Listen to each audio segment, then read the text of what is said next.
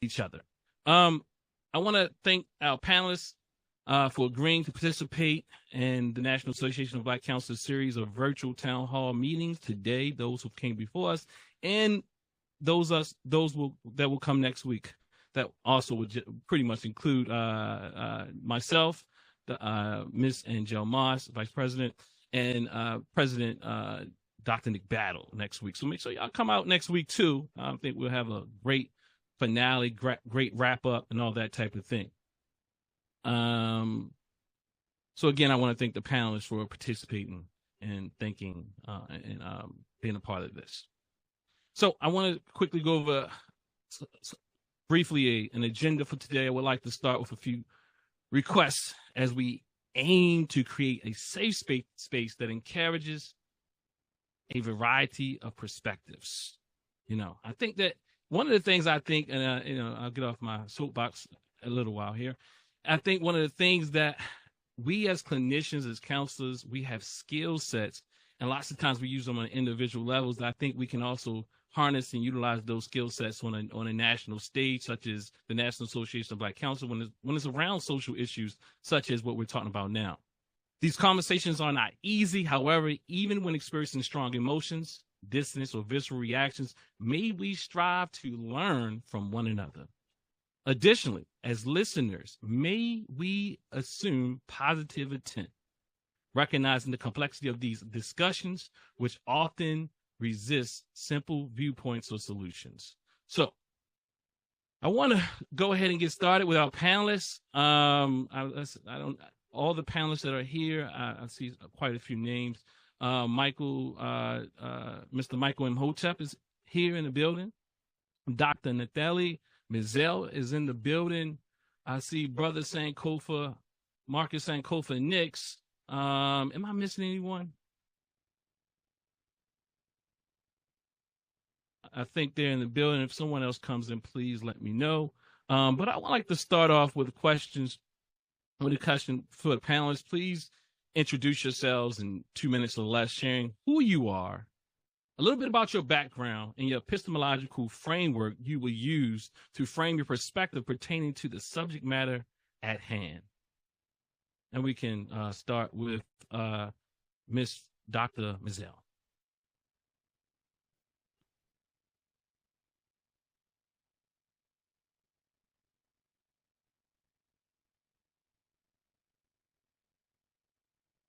Oh, can you hear me? Is everything okay? I can hear you. Okay. Well, Mizell, we can't hear you though. As Dr. Mizell gets that together, I'll ask Brother Michael Imhotep if he can go, and then if you come in after that, that's fine. Or Brother Sankofa Nix, you can go. All right. Thanks, Dr. Assoc. It's good to be here. Good to be in good company. I see we got Brother Marcus Sankofa as well here. I haven't talked to him in a while. Hopefully, you all can hear me okay. So I'm Michael Imhotep, founder of the African History Network, host of the African History Network show. I'm a historian, national political commentator, researcher, lecturer, writer. I've been talking about Project 2025 since 2023. When I first found out about it on Ali Velshi's show on MSNBC, September 2023.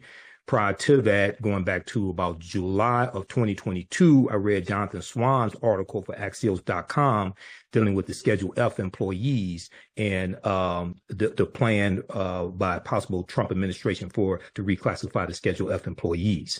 At the African History Network, we focus on educating, empowering, and inspiring people of African descent throughout the diaspora and around the world, because right now it's corrects wrong behavior. So I speak on multiple platforms, not just my platform, the African History Network show, but on Roland Martin Unfiltered. I'm a panelist providing historical and political analysis. So I don't just study history, I also study politics as well. So today I'm going to present the evidence based upon understanding history, especially in politics, because your understanding of politics is directly related to your understanding of history. So these are things that I talk about and advocate for. And if somebody could, I'm also checking to see if this is on Facebook, because I was just checking and it wasn't on there.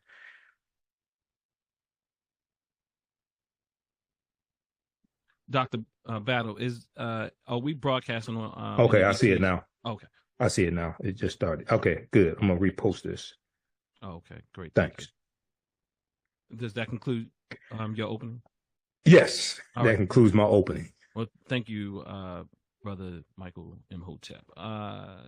Dr. Mizell, if you're ready, you can jump out there.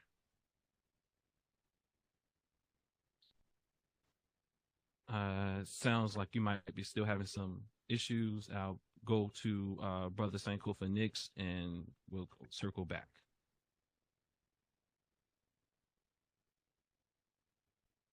Now. Dr. Okay. I was trying to get in there, Doctor. So, my name is Marcus Nix. Greetings, everybody.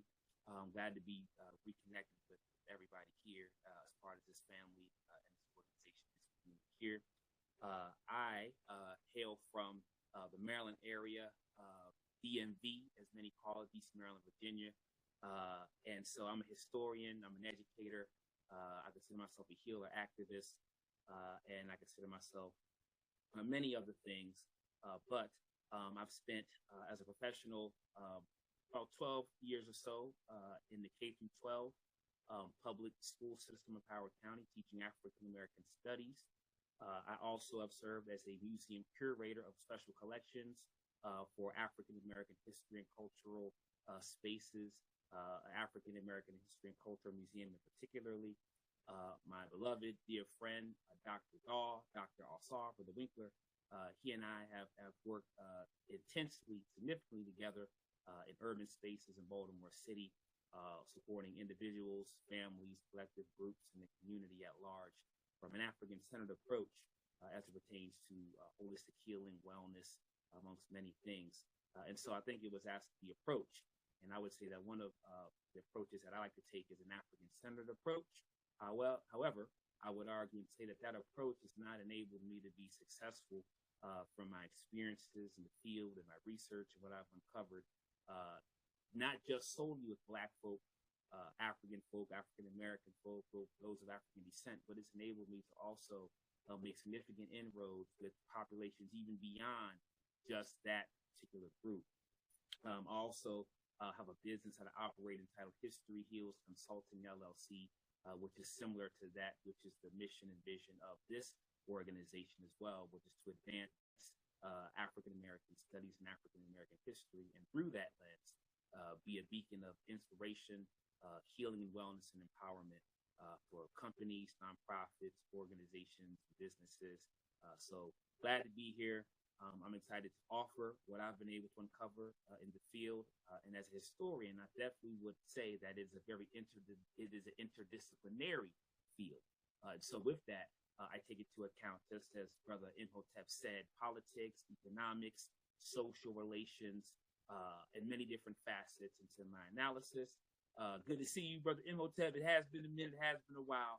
Nevertheless, I'm here to learn also, as well as to offer what I can for this space. Thank you. Thank you, Brother Nix. Dr. Mizell, are you able to talk up now?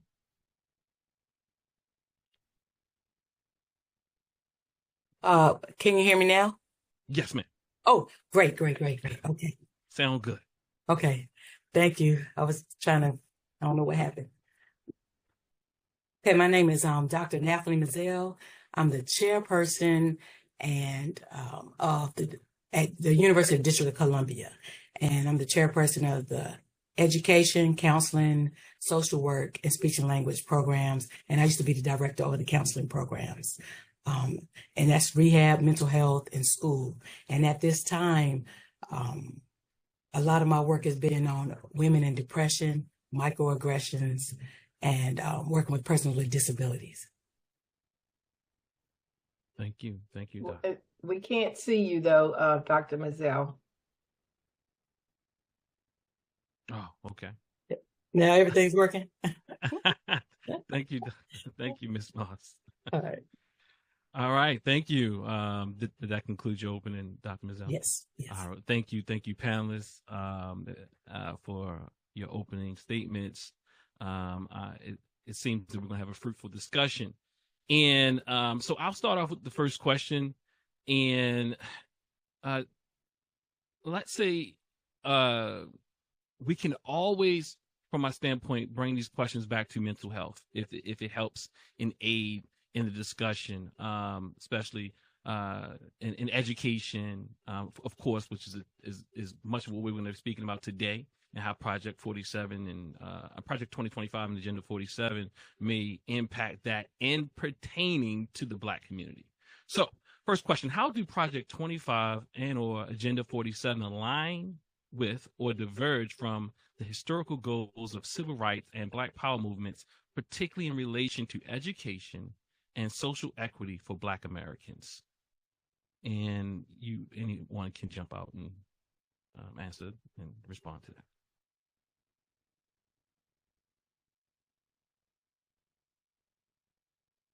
Or I might just call. I can start with that, and I may double back with some additional information, but I can start with that. I mean, if it's all right. Yeah, that's fine. Thank you. Okay.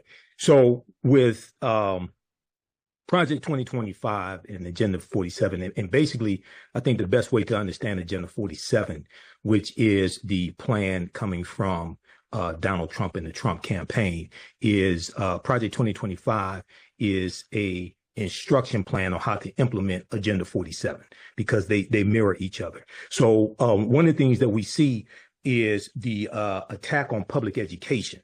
And one of the ways they plan on attacking public education is doing away with the Department of Education.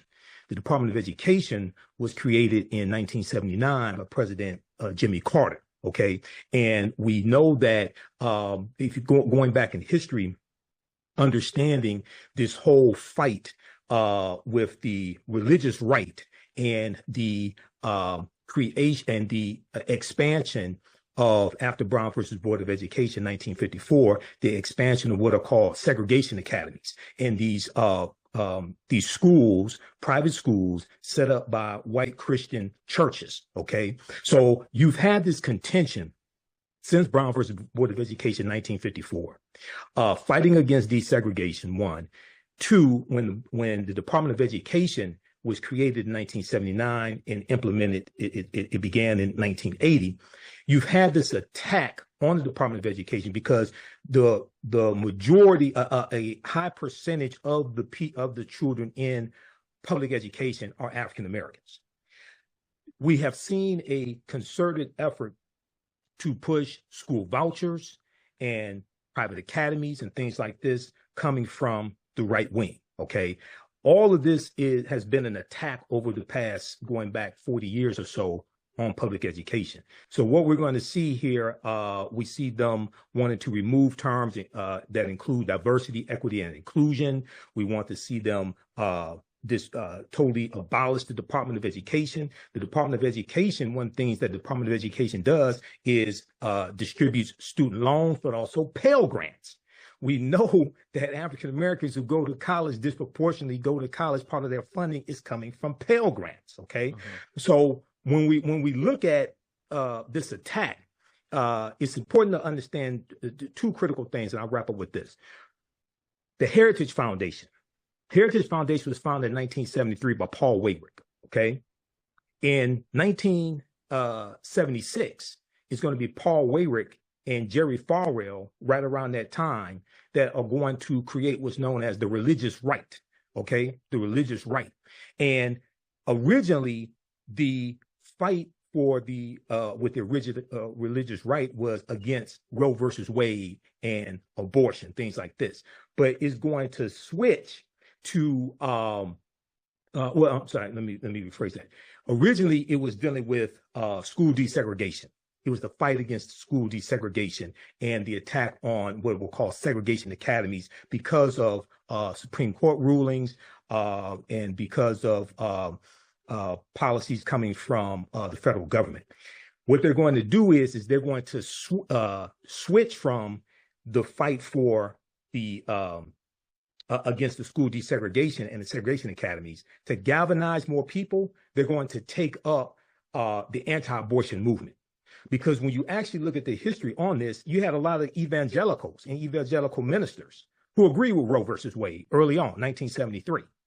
But at the root of the attack on abortion rights and at the root of fighting for the segregation academies, and one of the things that we saw was an increase in the use of school vouchers going to poor white students so they can keep schools white.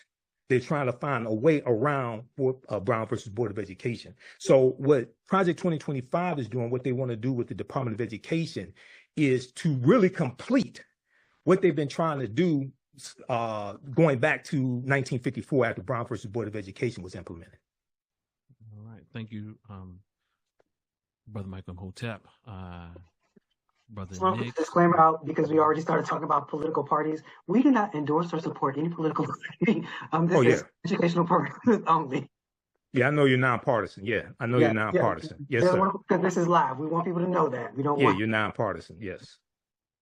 Thanks, Dr. Battle. Dr. Mizell or Brother Nix, you want to take a stab at that? Or I can go next.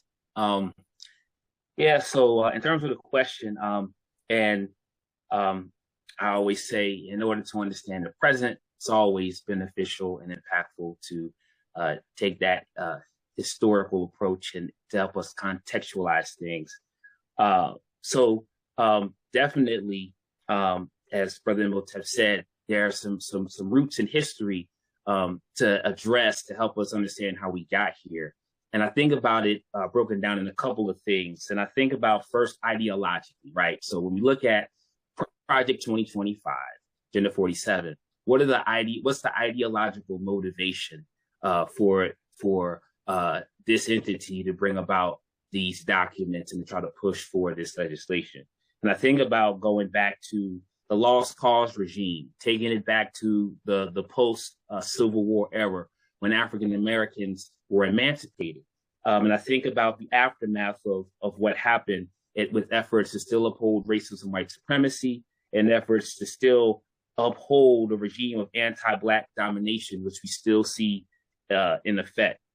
And a book for me that has actually helped me conceptualize things is Peniel Joseph's work, The Third Reconstruction, which pretty much speaks to three ways that we can break down history. The first Reconstruction era, 1865 to 1898, following the decades of Jim Crow. And then second, the Civil Rights era, Brown versus Board of Education to 1968, the assassination of Dr. King. And then more recently, the Barack Obama time period on into the Black Lives Matter movement. And so when we look at the political gains and all the things that have happened, Black folks still being able to, though there's a 13th Amendment, which speaks about abolishing slavery, and the 14th Amendment, which deals with citizenship, and the 15th Amendment, which deals with Black men voting, and then later on, women voting, and poll tax, and literacy tests, and intimidation, and lynching, and convict leasing, Black codes, and list goes on and on and on and on.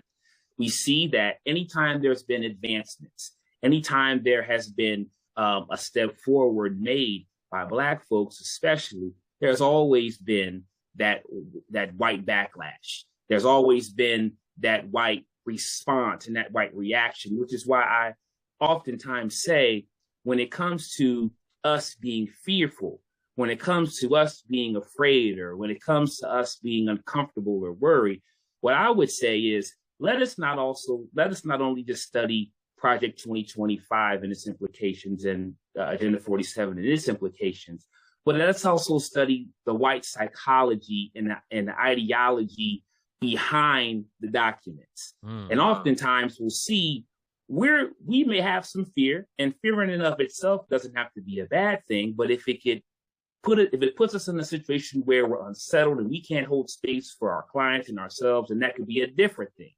But what I would argue is that a lot of times we have this fear, which is reactionary, because white folks are afraid. White folks are fearful. And there's data from the Pew Research Center that speaks to, in 2009, a research poll where they asked different racial groups in America who was most optimistic about the future of the children. And so the majority of all groups, Blacks, Asians, Latinos, on some level, said that they were optimistic, but the only group that said that the group with the lowest total at 41% were white folk. And then in 2016, there was another study that was done by the Pew Research Center, and they asked, are you optimistic about the economy during the next 10 years? African Americans, even though, according to this particular study, showed up with the lowest amount of wealth, they had the highest level of optimism. However, white folk had the lowest level of optimism. So why do I say that? I say that when we talk about this fear and this worry and this anxiety that white folks have to still uphold the hegemonic control and the domination and the power structures that have been in place for a long time, much of that is rooted in the competition, the replacement. In 2043, it's been said that by that time, whites will not be the dominant majority any longer. The reason why that is a big deal is because when we think about that, then we're talking about these narrative wars. Who's able to tell the story? Who's able to rewrite history? So a lot of these things that we're speaking to, and I know many of us probably already are aware of this, and we'll unpack this layer by layer today. A lot of this stuff, family, is already happening. A lot of this stuff is already going on. And I would once again urge us to examine history, especially white psychology, and you'll see that a lot of this stuff is not necessarily new. It just might be in a different format or in a different framework. So I'll just leave it at that for now, and we'll continue on. Thank you. Thank you, Mr. Nix. Dr. Mizell, if you want to take a stab at that, and I also want to welcome Brother Cliff Kuumba on board as well. We'll come back to you, Mr. Kuumba. Certainly. Thank you. Thank you so much. This is in reference to Project 2025 and how the shift in the discourse surrounding women's, because we haven't brought about women's civil rights, so which I also want to add in reference to what we're talking about, which is very important, focusing on economic development and how empowerment, and so how the early movements, like primarily suffrage, legal equality and access to education, how that was limited in the past, and now what does that look like now, for us. Intersectionality in reference to the experiences always been focused on middle class white women, and how now the focus may have shift. Now that's what we want this to shift towards, all women. Different technology and innovation in reference to legal reforms and social reforms, and what does that look like now for us in reference to, especially with people isolating more.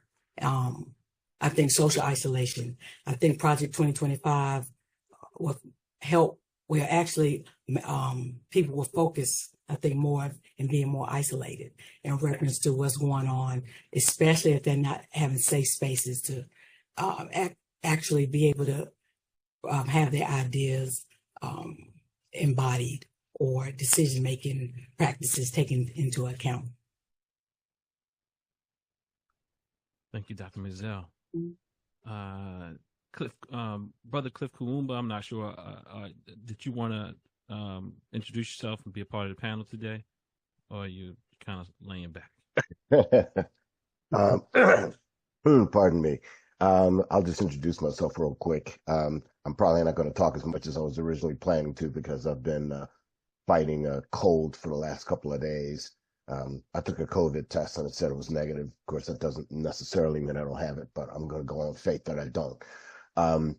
At any rate, I'm Brother Cliff. That's what everybody generally calls me. And I am originally from Washington, D.C. I live just outside of Baltimore, Maryland now. I am the Maryland facilitator of the 6th Region Diaspora Caucus, which seeks to essentially, through the use of Pan-African town halls and forming coalitions between organizations, seeks to leverage the voice of the grassroots Pan-African diaspora, take it to the world stage, African Union, United Nations, Organization of American States, independent Pan-African congresses, and what have you. I'm also on the North American Regional Coordinating Committee of the Pan-African Federalist Movement, which has its mission to essentially create the political unification of the 55 African countries, 15 or so African-run countries in the Caribbean, and Black populations in countries around the world in the United African States. And I'm also the moderator of the Maryland Pan-African Cooperative Coalition, which is working over the last couple of years to bring a lot of these different Pan-African organizations that all say we must unify to actually get them together and put their money where their mouth is. So the coalition has been holding a number of Zoom meetings between activists and organizers, and the coalition has actually taken over SRDC's former mantle of holding Pan-African town halls at the grassroots level. We've had 2 so far this year, and we're going to have a 3rd one. And I'll see Dr. Winkler for the 3rd one at Temple of New African Thought on October 12th. Don't know if there's anything else you wanted me to say in introduction. Okay. Other than that, what's your framing as you approach this particular conversation? In a few seconds, please. I'm sorry. Say again. What's your framing? What's your?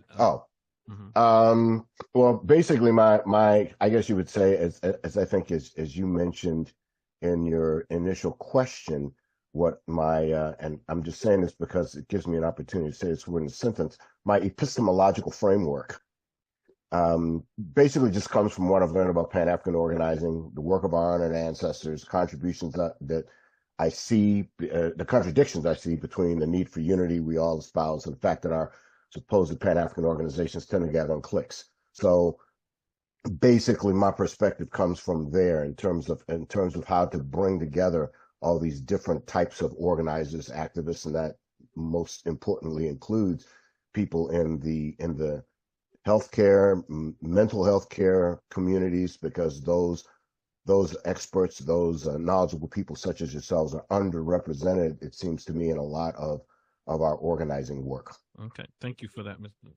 Kumba. Did you want to respond to the next question? To the previous question, or I'll move on to some other questions. Let's see now. I might have gotten on a little. And apologies again for that. I might have gotten on just a little bit on the late side, so I might have. So what I'll do is I'll move on to the next question for the sake of time, and then we'll go from there. Okay. Excellent. And so the next question is, and then I'll open it up soon enough for the participants. I'm gonna ask 2 questions in one here, because I think they kind of relate to each other in some ways. In what ways might Project 2025 and Agenda 47 shape school curriculum, especially with respect to African-American history and our unique experiences in the United States? What are some potential outcomes? And I'll ask that question, and I'll try to couple this one with it, just in less than maybe, let's say, 3 minutes, respond to it. And how could Project 2025 and Agenda 47 impact educational funding, predominantly Black school districts? Will these policies help or hinder efforts to close the achievement gap between Black and white students? Now, you don't have to answer all of those different things, but just what part did you think you have a strength in? And let's try to do that in less than 3 minutes if we can.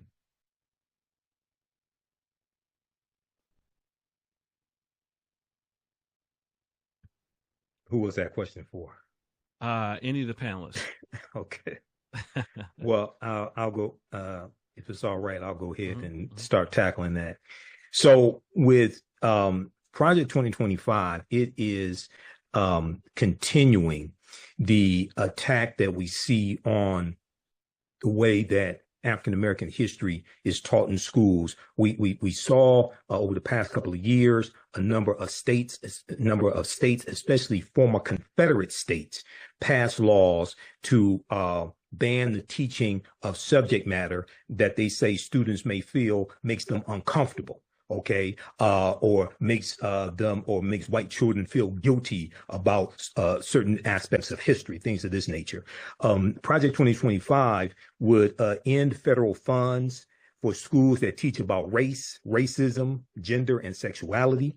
So we see this continued attack on the teaching of the history of slavery in schools, the civil rights movement, etc. So Project 2025 would probably put that on steroids, number one.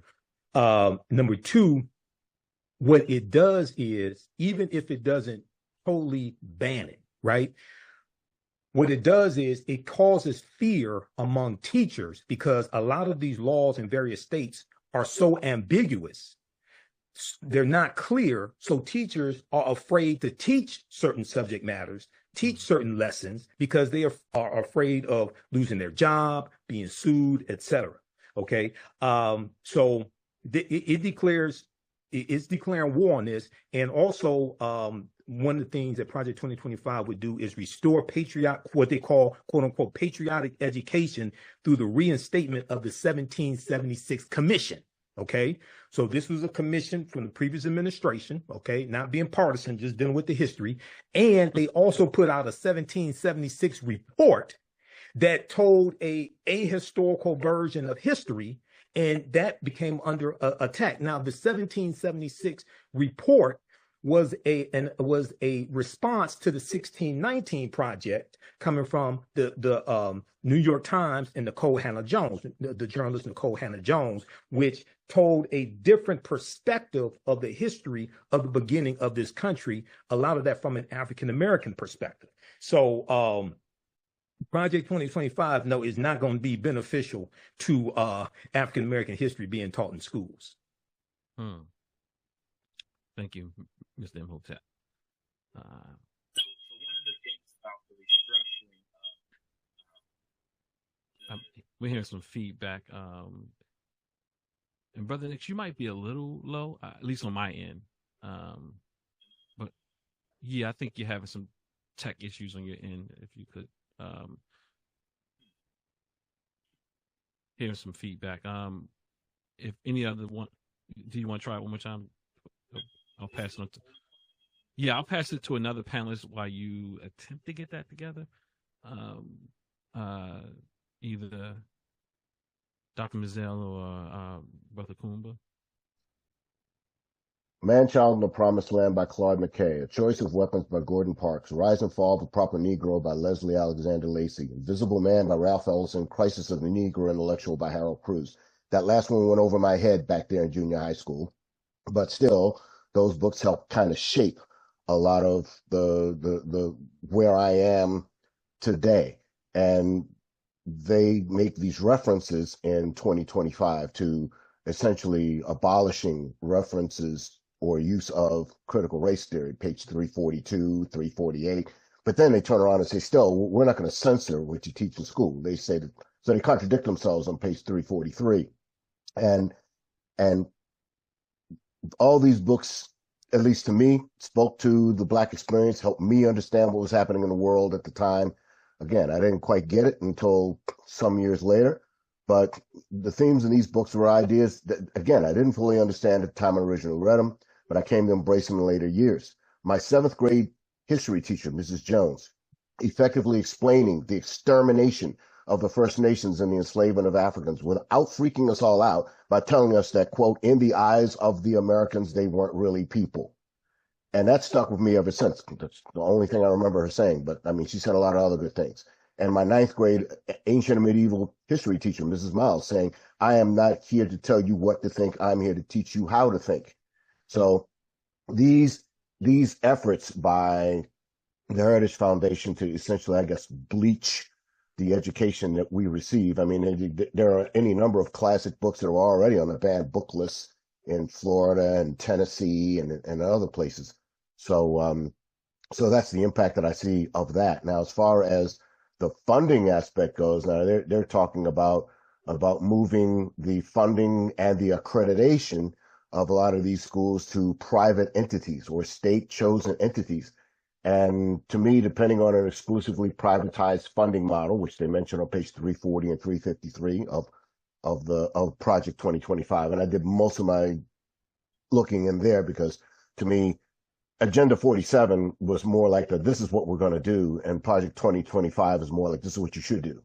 And Project 2025 had a lot more, I guess, meat to it, whereas Agenda 47 was like a lot of exclams and a lot of hyperbolic statements and that sort of thing. But to me, these schools would then be schools and school districts, which are critically underfunded and invested times, will now be under the financial control of corporations that either seek to control how they educate the children, which Heritage Foundation claims to oppose, or systematically defund them altogether. So I just look at the redlining policies that went on back in the day, more recent treatment of Black citizens and the various financial crises that the country has endured since the 2008 housing bubble.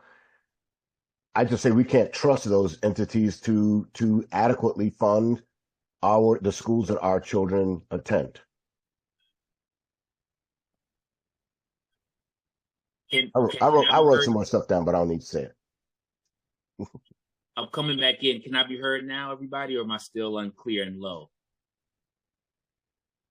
It sounds like you're good. Okay. Yeah.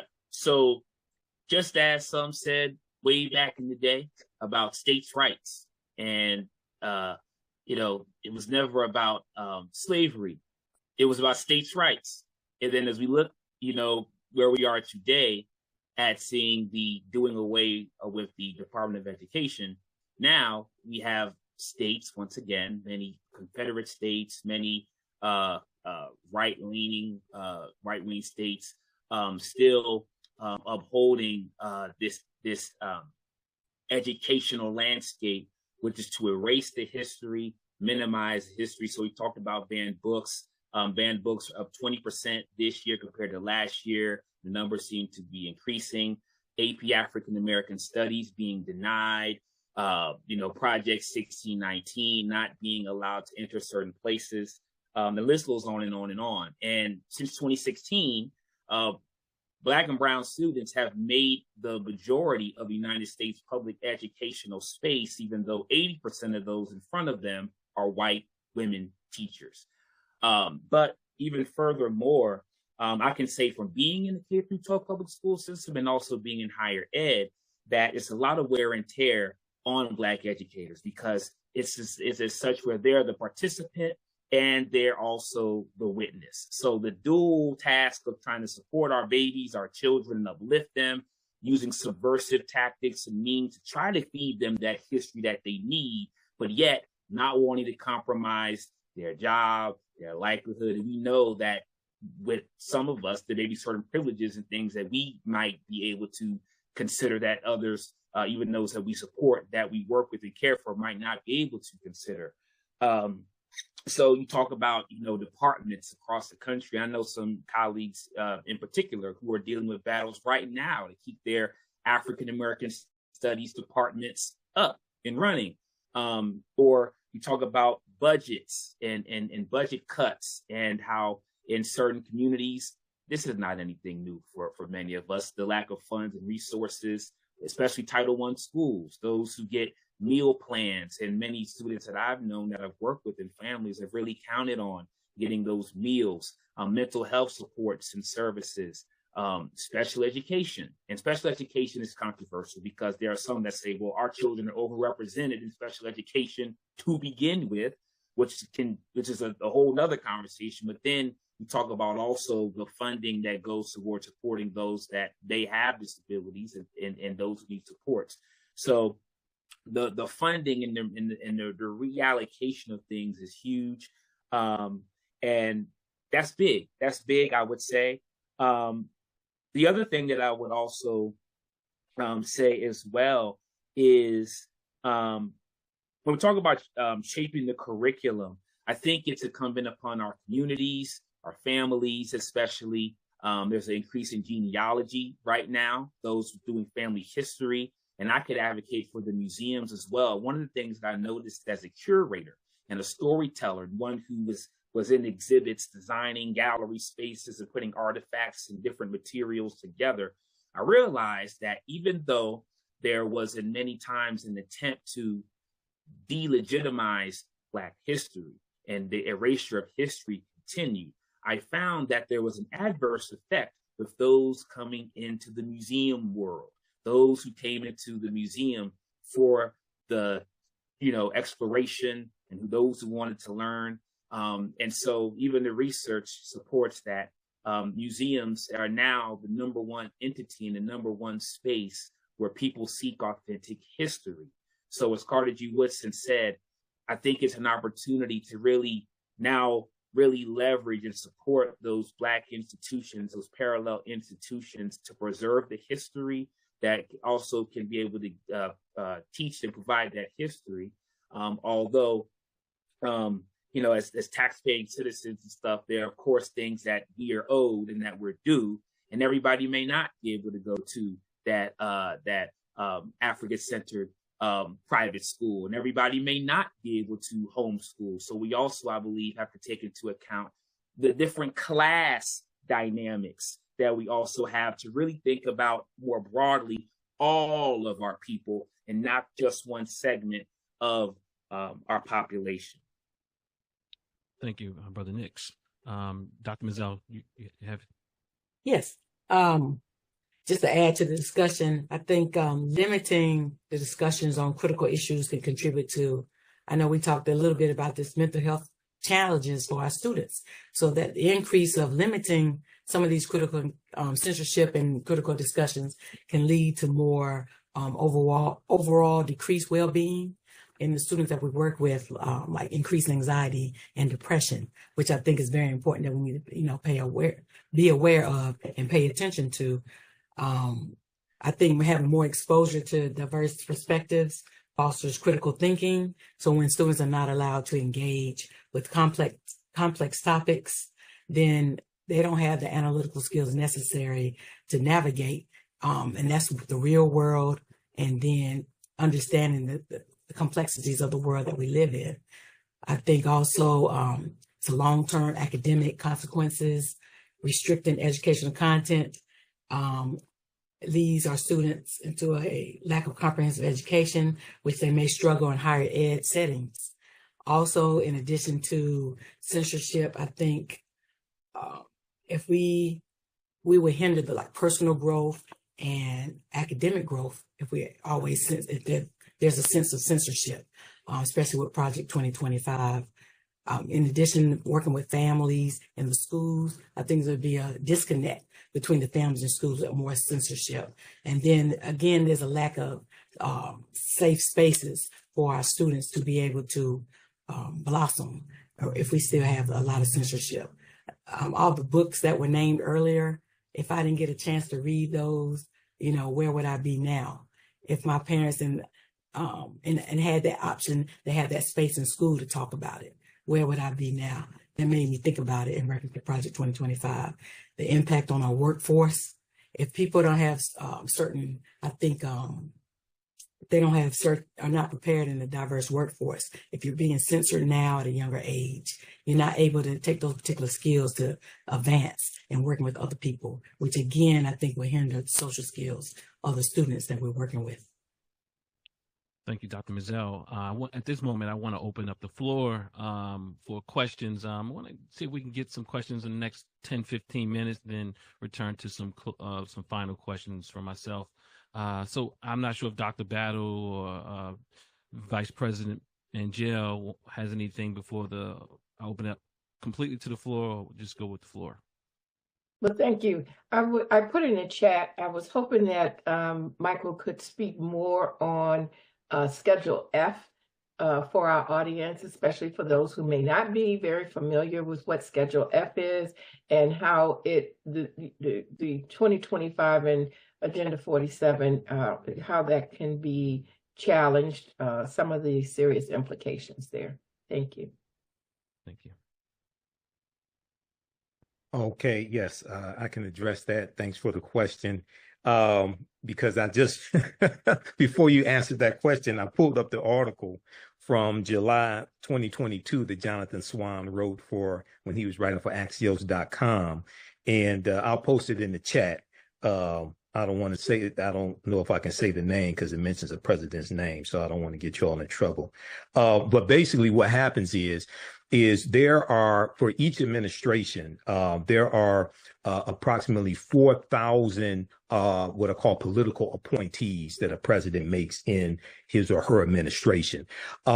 What the Schedule F employees would do is it would reclassify civil servants, okay, tens of thousands of civil servants that work for the government. It would reclassify them as Schedule F employees and make them fireable by the president. And then the president can then fill, and it's estimated about 50,000 Quote, it could apply to as many as 50,000 federal workers out of a workforce of more than 2 million.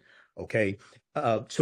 Then a president would be able to replace these approximately 50,000 workers with loyalists loyal to that president. Okay. Now, there's a number of problems here. Okay. Number one, when you work for the federal government, you're not loyal to a president. You serve the country, but you're loyal to a constitution, not a person.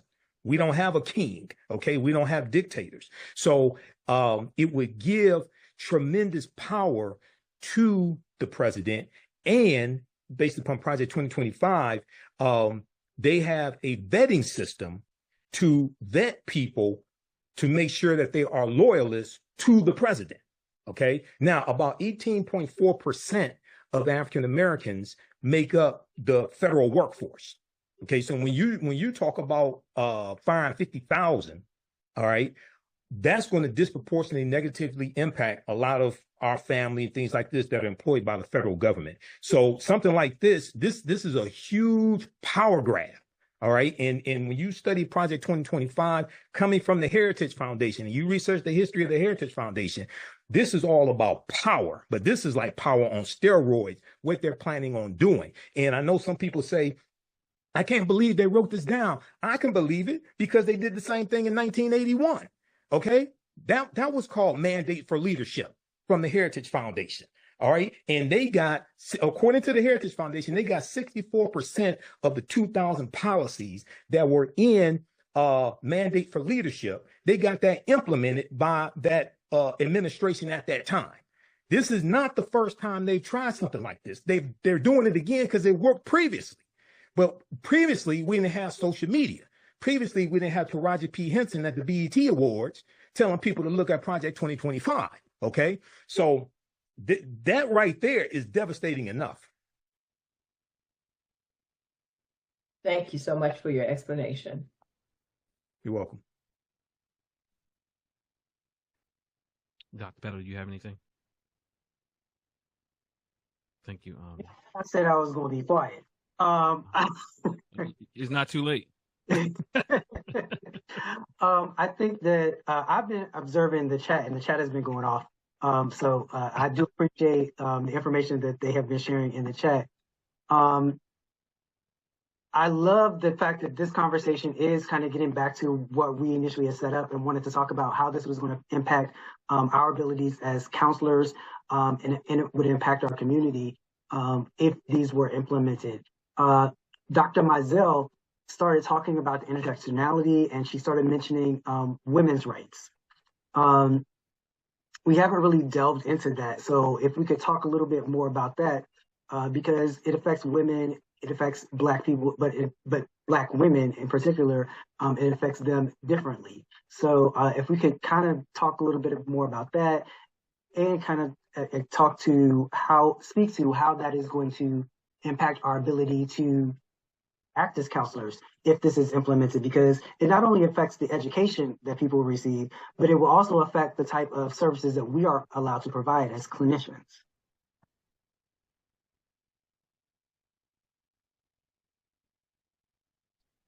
So you're talking directly to me? So yes, yeah, no problem. So in reference to that, I was thinking about how some of the clients that I see now are mostly mothers, Black mothers, with their children, and how things that affect them in school, the children in school, they'll pull out their children out of school and homeschool or try to find other schools to send their children to.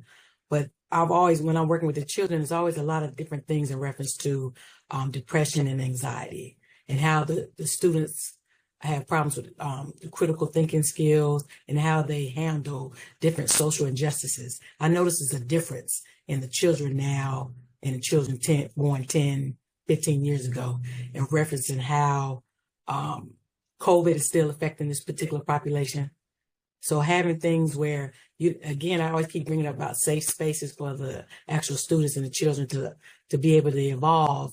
I think that we also increase their anxiety and depression, because everything now is still affecting them. The social media is affecting them. in reference to how they are looking and different things that the parents are having to deal with in reference to the self-esteem issues. I see a lot of boys, more Black boys with eating disorders, more than usual, more than, in the past. So I think how things are handled within the family and in the schools, and if they don't have these particular conversations and comfortable with these different discussions, I think that's an increase of the stress on the mother, on the parents or the father, also in reference to their anxiety and depression levels and how they handle, which leads to other health, implications and conditions that we know is all connected. If I may also just chime in, no, I'm not a Black woman. Got much love for Black women, but as a professor, one who is also providing resources and services to my students, the campuses that I have frequented, and also even I've experienced even those in the high school arena are student parents.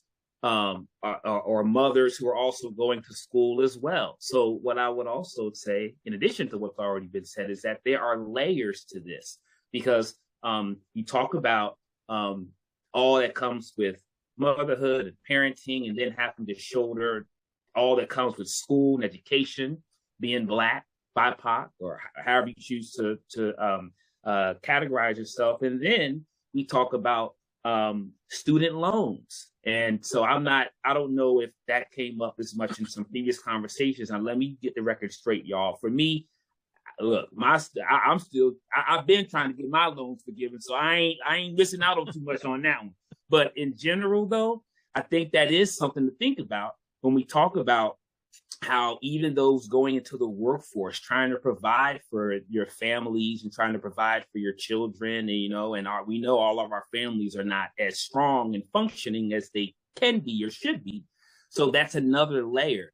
And then on top of that, where were they born? I've seen situations, when it comes to financial aid, giving up that information, y'all, giving up where you from and financial aid. A little bit hesitant to say that, because one of the things that's also in the documents is this mass deportation energy that's going to come. So, am I going to be here next semester? Am I going to even be here next year? Is ICE or whoever going to come looking for me and my people and take me back cross seas? So there's so many things, I think, that are not only layered, but intertwined and interconnected. From teen parenting, or just being a student parent, or parenting in general, parenting rights, women's rights, and then you got the student loans and all of those types of things. And then, so it is a lot to unpack and a lot to unravel. I just wanted to also include some of those things because, as multifaceted people, there's a lot of multiple things happening at once in terms of what the implications and what the impact of these things could be.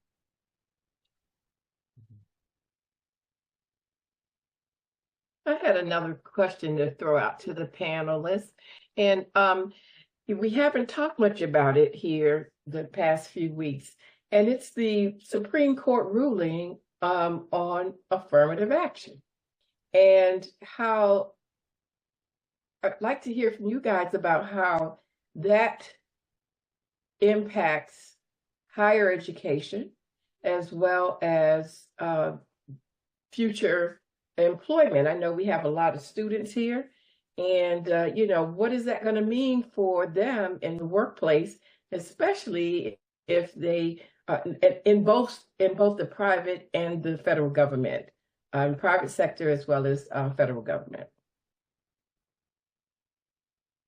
I'd like to ask and start with if we could go with Brother Nix, and then maybe Dr. Mazel, and then Mr. Michael Imhotep.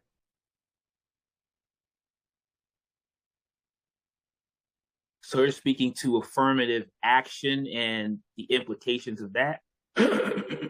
Supreme Court's ruling about what, in 2022, 23, it changed things from what we have known for several years. So how does that ruling, how do you see it in relation to Project 2025 and Agenda 47?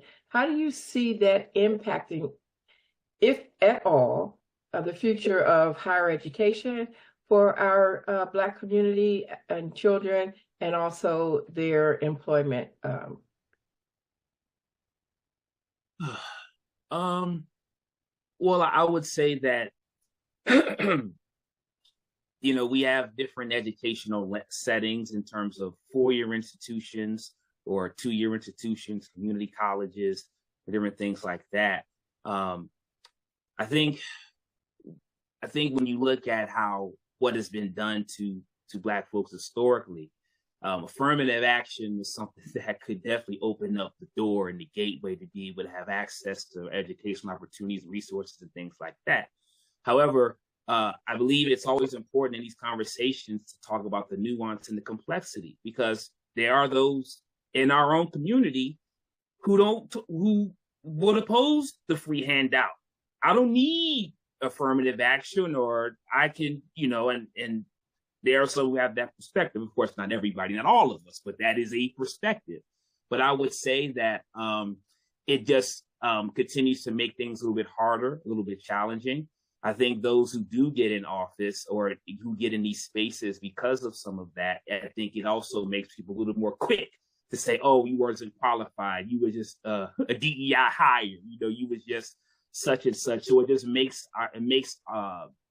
it can make the life of the administrator or on down to the students a lot more challenging and a lot more difficult. And we've seen a lot of things play out in terms of the higher education arena and what has been happening, especially when it comes to Ivy League schools at Harvard and different places like that. But I think also it's also yet and still, and I want to bring the community back into it and not really minimize that. I think about something that's happening at the TNAT Holistic Wellness Center with what Dr. Assoc is doing. Well, there's a community lecture series and a communiversity that's taking place. So not to, of course, just say, well, disregard that fight in the higher ed.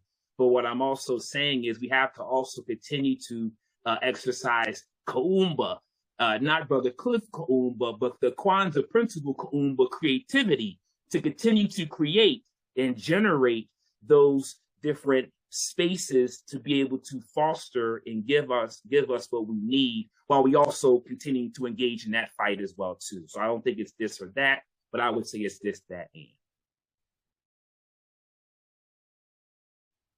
I was thinking about the question that you asked, Angel, in reference to affirmative action. I actually benefited from affirmative action, and so I was thinking about how I ended up going to higher education was because people actually came into I went to North Carolina Central University, and I had people come in from a PWI and say, we need to meet a quota.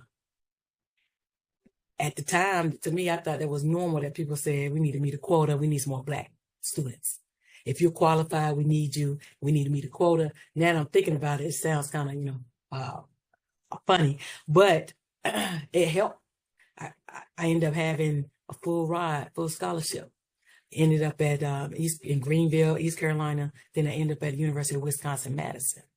But we all ended up there, but we all did the work, and we made our parents and our ancestors proud.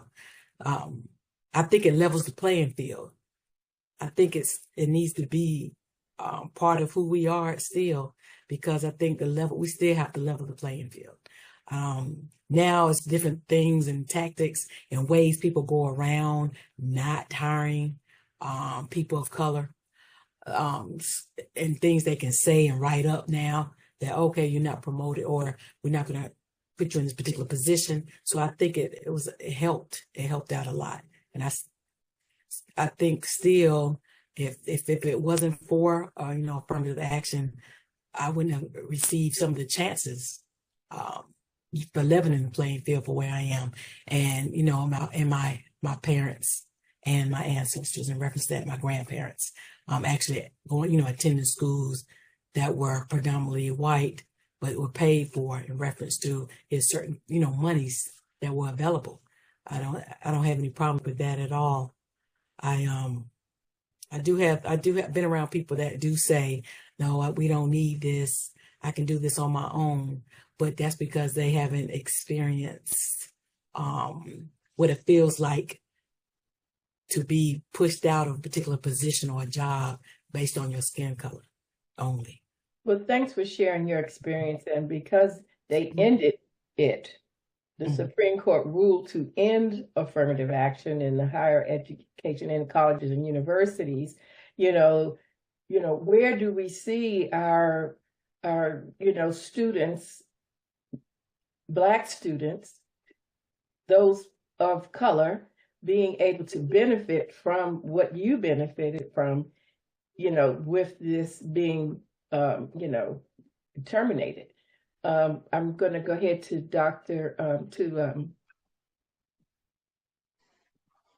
Is that to me? Actually is low. Okay.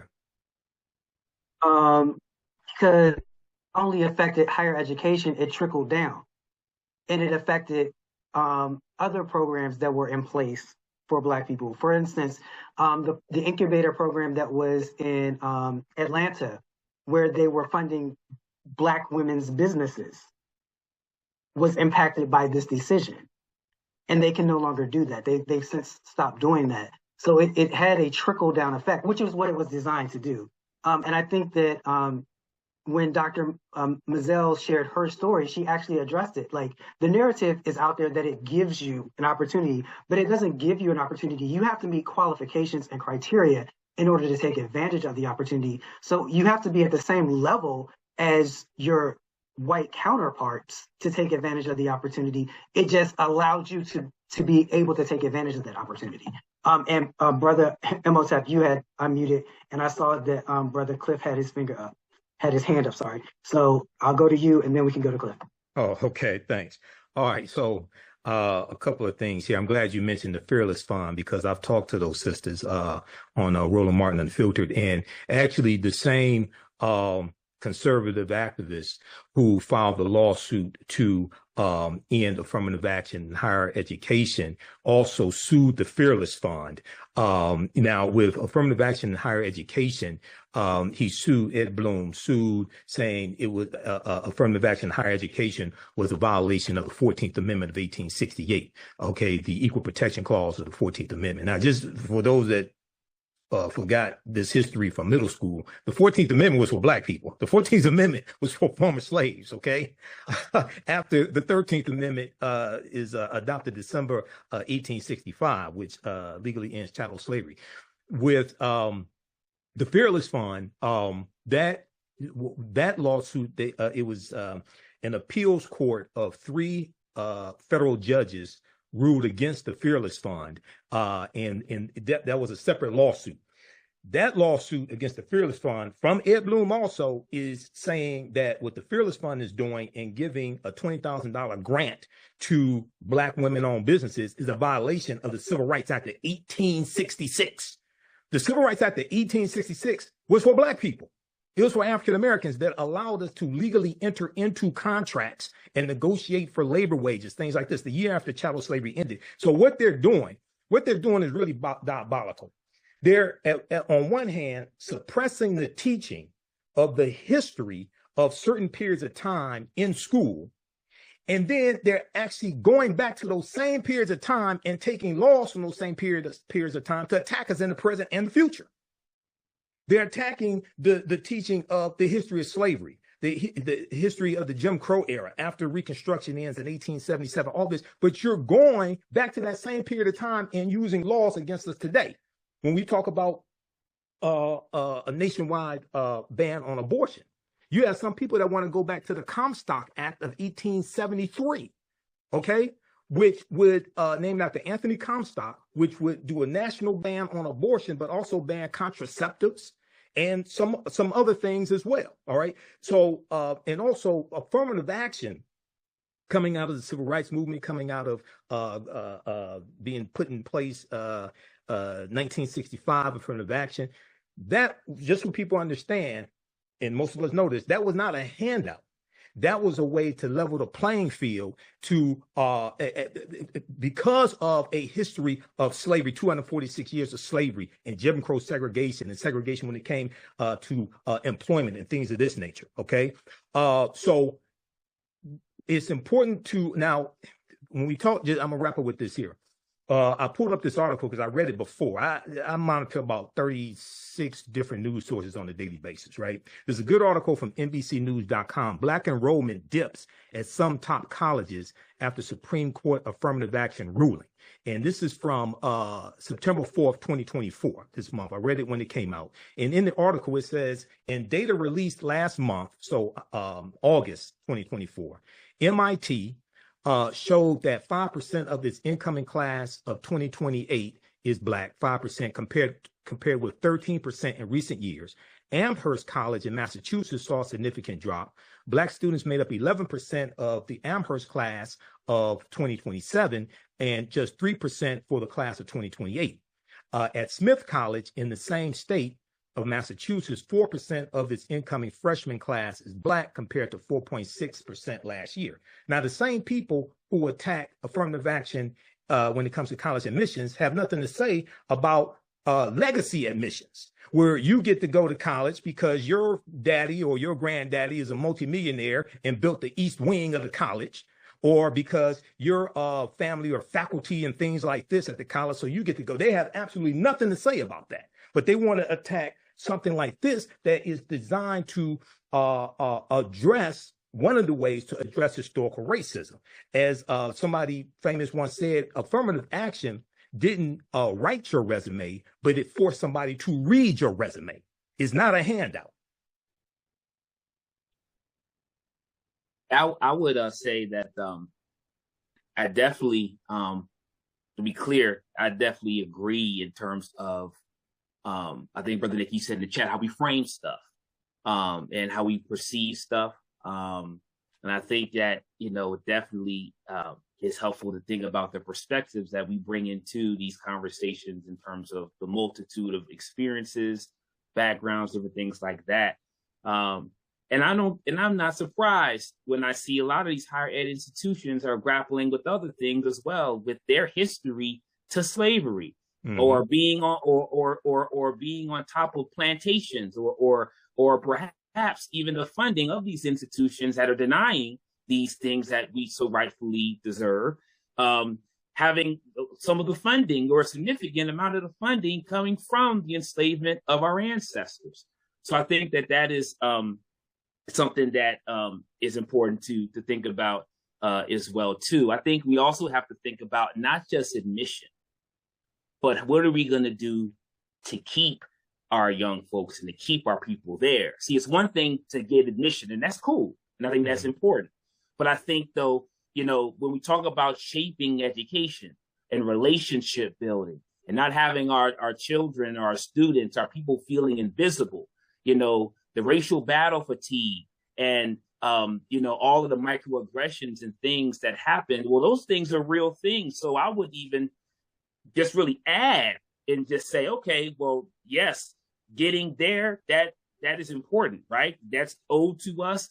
We could, the history is as long as you name it in terms of all the reasons why we're deserving, but then how are we going to keep our people engaged? How are we going to build those relationships and really connect with them? And I think that is also important. And I don't want that to get lost as well, too, when they go in these spaces and they're still invisible and anyone to get up out of there soon anyway. So I just wanted to also add that tidbit as well, too. Let me come back. Brother Cliff Kuma, thank you, Brother Sankofa. Brother Cliff Kuma, did you have something that you wanted to add to this? And then I'll return back to seeing if any guest audience members want to state anything, have any questions and like that, and then come to a finale as we approach in 5:30. It's 5:13 at the current moment. If we can make all our comments and things as brief as possible, but powerful. Okay. Speaking again about the whole affirmative action question, in 1974, we had the Uniform Guidelines to Employee Selection Procedures. That was largely inspired by a court case several years before where a guy named Griggs curb stomped the Duke Power Company in a federal court over racial discrimination in hiring practices. this basically led to more or less a new industry, I guess you might say, test validation and employee selection. I know because I was doing that work right around that time. There were certain things that you had to do. You had to research the jobs that you were going to select employees for, and you had to find a way to ensure that whatever you asked for in your qualifications and your testing procedures was relevant to the job related. Now, over the years, they've actually gotten lax on that. In the latter years of my time with the state of Maryland, which I escaped in 2013, I saw that basically the whole concept of doing the job analysis and doing the test validation and doing all of that really intricate documentation had been relaxed, where they weren't doing that so much anymore. You were more or less just taking applications and throwing them in a hopper and just pulling out whoever the heck you wanted. So a lot of those standards got relaxed at the same time that they started taking more and more pot shots against affirmative action. So you take pot shots against affirmative action, so then they stop calling it affirmative action. They call it diversity, equity, and inclusion. Like, who could be against diversity? Who could be against equity? Who could be against inclusion? But they found a way to do it, and they found a way to make it a dirty word. And speaking of dirty words, you guys have used the I word twice now in this Zoom call since I've been here. And I'm not sure what happens if you use the I word, whatever that was. I don't know what happens if you use that I word 3 times. I don't know if somebody pops up in the mirror. But at any rate, they've now gotten to the point where DEI is such a buzzword where Jasmine Crockett can be on camera upbraiding a right-wing senator or congressperson, I don't know which congressperson this was, for essentially calling her someone with a bachelor's degree, a master's degree, a lieutenant commander in, I think, the Marines or the Navy, and going for her PhD, having had experience as a state legislator and other political oriented experience prior to getting into Congress, calling her a DEI hire. So they have taken these things and they've turned them all into buzzwords, and they have apparently done such an effective job of just mocking the whole thing, so that whenever you even mention something like that, now all of a sudden, oh, you're about hiring unqualified people. It's just like with illegal immigrants. The original illegal immigrants in this country who came in and exterminated the rightful owners of the country and then dragged other people in to enslave them are now calling anyone else who follows them, unless they look like them, illegal immigrants. And I'm going to end it there. Thank you very much, Mr. Kaumba. So, guests, I see Ms. Wilson Bates. Please, brief questions or statements, and also in response, panelists, brief response. Let's do some rapid fire to close this out strong. Ms. Bates. Good afternoon, everyone. My name is Denise Holloway Wilson Bates. Yes, long name. Lovingly Mama D. So we can keep that part short, Lovingly Mama D. I do have a question. First of all, let me just say thank you for this information, because I was naive to quite a bit of it. Having so many sections to read or to try to understand, I appreciate you guys breaking it down for me. The question that I have is, with this appearance of this aggressive act of supremacy, will this affect the existence of HBCUs and or the subjects being taught, since the goal of the HBCU is the elevation of education in the Black community? And I ask that because I am a student at Bowie State University in mental health counseling, and and I'm quite curious. All right, rapid fire, y'all. Let's drop it. Let's go with Brother Imhotep. You've been coming strong, and we'll pass it on. Well, we know that since 2021, HBCUs have gotten $17 billion in funding. I tell you, if Project 2025 gets implemented, that's going to dry up. That you're going to see an attack on HBCUs as well as MSIs, minority serving institutions, Hispanic serving institutions.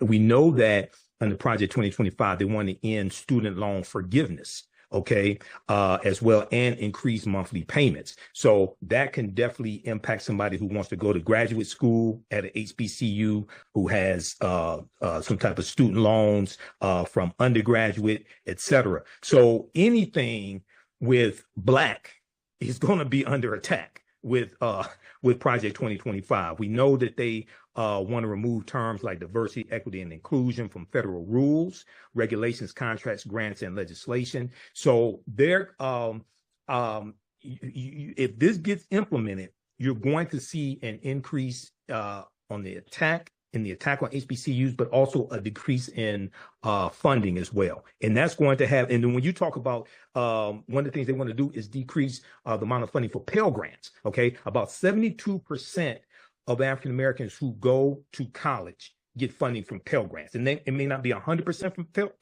from Pell Grants, but about 72% of us that go to college get some type of funding for Pell Grants. When you talk about cutting funding for Pell Grants, you're going to reduce the number of us who can go to HBCUs, which will then also negatively impact the funding that HBCUs, about 103 HBCUs get. So it will have a devastating impact on historically Black colleges and universities. Thank you, Mr. Imhotep. Any other guests, any other panelists want to respond to that? All right, so I'm going to go ahead and if there's any other audience members that have any questions or brief statements, if not, I'm going to return to some of my concluding questions. All right, this looks like everybody's doing a good job here. I want to appreciate and thank everybody for joining in, asking questions and answering the questions, and having a fruitful discussion here today.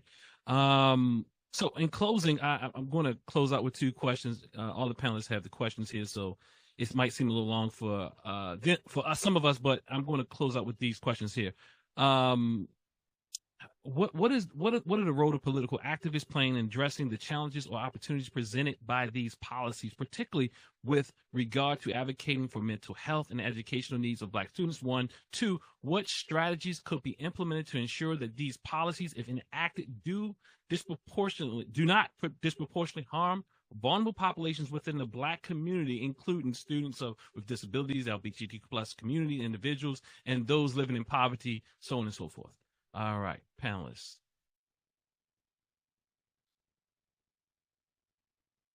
I'll go first, if I may. So I think as political activists, healers, therapists, clinicians, I think it's important to also do the work to take care of ourselves. As we are active in the community, tending to the needs in a selfless manner of tending to our clients and individuals, I believe it's important to make sure that we do what we need to do to stay balanced, mind, body, spirit, and to stay connected to resources and things that can be restorative. Number 2, I think it's important to remember that we have agency. I think it's important to remember, because I know in these conversations, it's easy to speak about what's going to be happening to us, what's going to be done to us. But I think as our ancestors have shown us, they have given us some examples that we can glean inspiration from, that they have been movers and shakers and have been able to enact their own energy to bring about some realities and their own merits. So I think it's important to also remember that, to put things into perspective. I think that it's important to support the organizations that already exist, and to build those, and to make sure that we put our energy, our time, and support to building those up. I think it's also important to get involved with cultural and historic preservation. And what I mean by that is, as a historian, I've really gotten deeply into that, because I find that even though we spent much of the time, or a portion of the time, talking about history, the banning of stuff, the erasure of stuff, the attack on Black stuff, there are also some of our people, understandably so, because trauma is real and those challenging memories are real. We're also reluctant to tell our own history. We're also reluctant to tell our own story. So I would also urge us to also not be afraid to tell our story. And I get it when people have been used to stuff being stolen or stuff being distorted and taken, but I would also encourage us to preserve what we have. So in the museum spaces, one of the things that has happened is the Black museum movements of the past in the 60s, on up to present day. So I think we can leverage alternative spaces to continue to teach and educate. When it comes to the voting, I think it's also important to understand that for those who decide to vote, okay, cool, that's fine, but voting is not the end all be all. And I say that because I think oftentimes, not saying this is anybody here in our space, or it could be, but I think sometimes we'll go to the ballot and they will leave, and then it's a wrap. It's over. So I would say that, sure, if you decide to exercise that due diligence, but I think it's also important to be connected with other things as well, too, to be able to also be active and engaged as well. And the last thing I would say is continuing to have spaces like this to be able to share perspectives and insights and thoughts with individuals who have different lenses outside of our own. So thanks for having me. Enjoy the conversation and look forward to attending the ones to come. Thank you. All right. Thank you. 1 minute drills, y'all. 1 minute drills. Let's get it. I just would like to add, yes, the self-practice, self-care, and becoming or being resilient and adaptive because of the different issues that are surrounding us.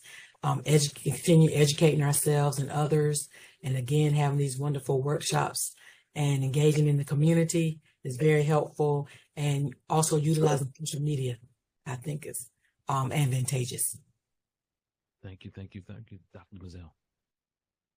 Political activists like Baltimore's leaders of a beautiful struggle have examined political records of many of Maryland's public service and servants. They publish report cards for the general public, complete with their analysis of the records of the state delegates, senators, council people, so on and so on. They've also spoken on radio programs, community and political forums. Hopefully they'll be able to come to our electoral politics town hall at Temple of New African Thought on October 12th. Their work needs to continue. It actually needs to be ramped up, and they need our support to be able to do that. Black-led political parties like Maryland's Ujima People's Progress Party need support to increase their efforts to get UPP certified as a political party on the Maryland ballot, give us alternatives to the elephant and the donkey. Political activists need to work more effectively with mental health advocates and educators to develop a real people's platform on education. They need to come out of their cliques, everybody does, and work more closely with Pan-African activists and organizers in all areas to build a cooperative coalition that can create multifaceted strategies that will deal with the multifaceted issues and attacks we face as a community. We need to build our own infrastructure, including the establishment of after-school community programs for children. A number of unpaid, unthanked, unappreciated activists already do that, and we need to support them so we can do more. Cooperative homeschooling, more robust envisioning of African-centered schools, because our enemies are going to try to destroy them, COINTELPRO style, just like they've tried to destroy everything else while decrying them as institutes of wokeness.